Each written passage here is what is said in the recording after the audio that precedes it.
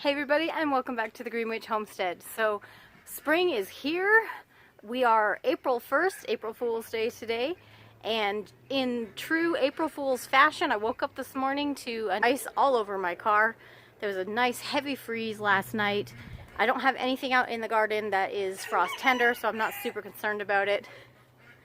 But at the end of the day, it's about 4 o'clock in the afternoon now, and I'm outside in a t-shirt, so you gotta love April Fool's weather. So I had thought about going and doing some foraging. I did notice last weekend a few choice medicinals and some mushrooms that I like to collect, and I was going to take you guys out on a little foraging. But then we had a week of rain and cold, and yesterday it snowed. So basically I've been hiding in the house, playing with my seedlings, getting the garden ready. Now, as you can see behind me here, I've got 2 rows that are covered with the netting. I've got cauliflower in this one and broccoli in this one. We've got my comfrey down on the end over there, and I've got some cilantro growing right here. So I have to get the PEX pipe hoops on this bed so I can get that cloth up off of the plants. What I'm doing is I'm creating a hoop tunnel or a low tunnel for my long beds so that I can put right now a little bit of frost fabric, and then as the summer progresses I'm going to put netting over top of them. The reason I'm doing that is because I'm growing cold crops in there like brassicas, like cabbages, broccoli, cauliflower, and in our area we have an insect called a cabbage loper moth. In fact, a lot of people have them, and it's a little pretty white butterfly, but the moth will lay eggs and the caterpillars can decimate a brassica plant pretty quickly. So I put the netting on there, and I leave the netting on all summer long just to keep that basically as a preventative maintenance. I will still use a little bit of BT spray just to kind of help, just in case there's already some caterpillar eggs in the dirt. Doesn't happen very often, but you know, fingers crossed, always better safe than sorry. So what I'm doing is I bought a roll of PEX tubing, and it's kind of like a hula hoop consistency. So I'm just tucking it on one side of the bed and cutting it to length so it fits in the other, makes a little arch, and then using that to drape over the beds.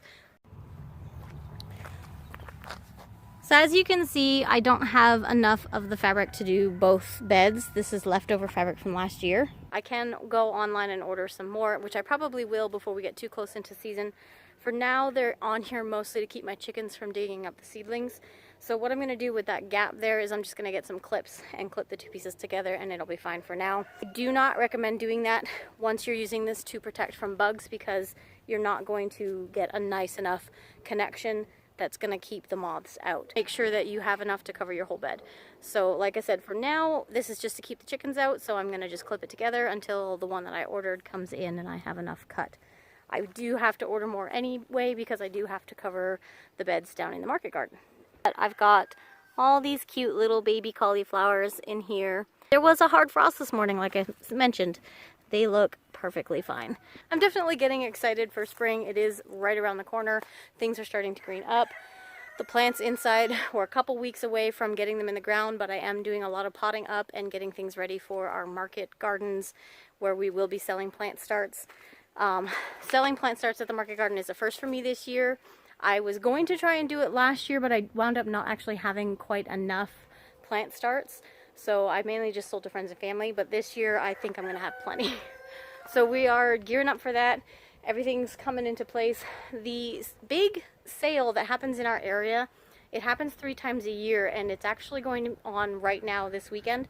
We will be heading out there tomorrow to pick up a surprise, so I will be taking you guys along with me, and maybe by the end of this video you will see what we're bringing home for our farm. Meantime, take a look at all my pretty tulips that are just about to explode.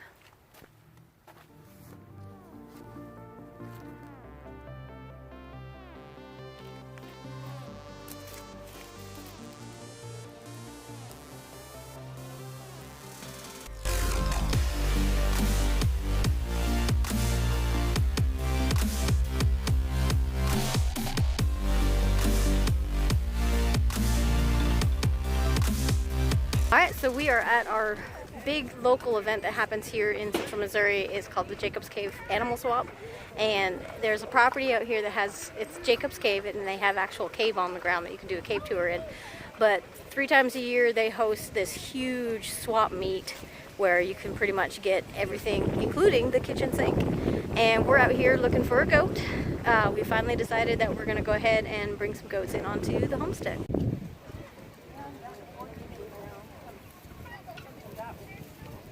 I wasn't sure if I would actually find anybody. We had right down at the very back, as you can see, there's nothing else behind us. We had this awesome find.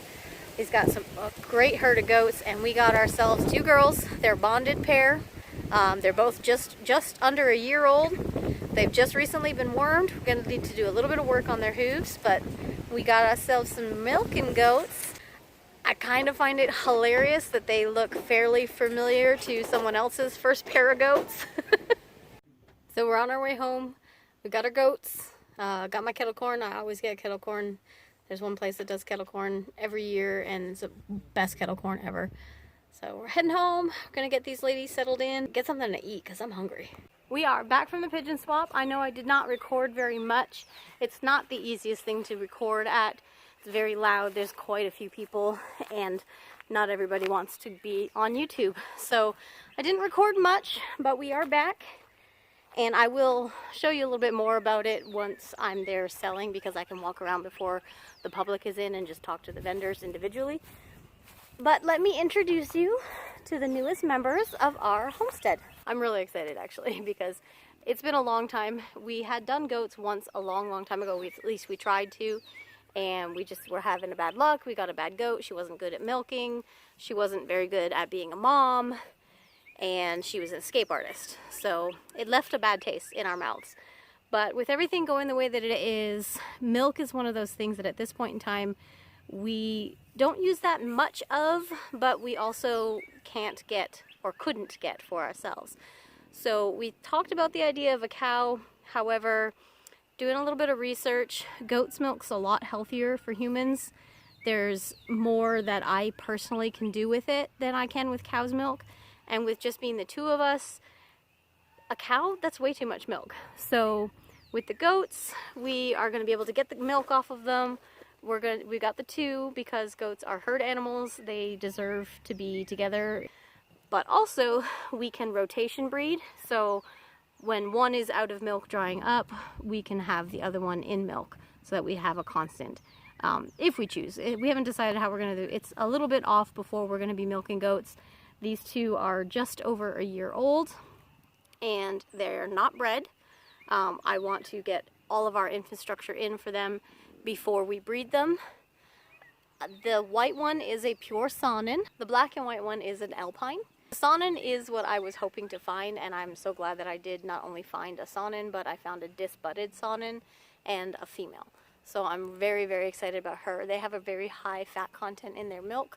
So I'm really excited for cheese making and for soap making. She's going to be my dream. Now, this setup we have for them right here, it's just a temporary until we modify this a little bit, add a couple panels and make it a bit bigger and put wheels on it, and then just kind of rotational graze these guys, kind of like Joe Salatin's methods with his pigs. Keep them on one spot for a day, and every morning move them one spot over. And that way they can keep the field mode, we can keep them contained and safe, and we don't have to build like 300-400 feet of fencing. We have not decided on names for these 2 beautiful girls yet. We like to sit on it and think about it for a little bit. If you guys have any name suggestions, drop them down in the comments below. We will definitely consider them. I'm so excited that we have brought these new lives onto our homestead. They're going to be pampered and treated like princesses, because these ladies, they're gonna keep us supplied in milk. Thank you guys so much for watching. Don't forget to give us a thumbs up if you like the video. If you're enjoying our channel and you want to follow along, make sure to hit subscribe. Leave a comment down below. It really helps with the algorithm to pick up our videos and get us out there. And we will be delving into that victory garden very soon. Hopefully I will be back to recording every week.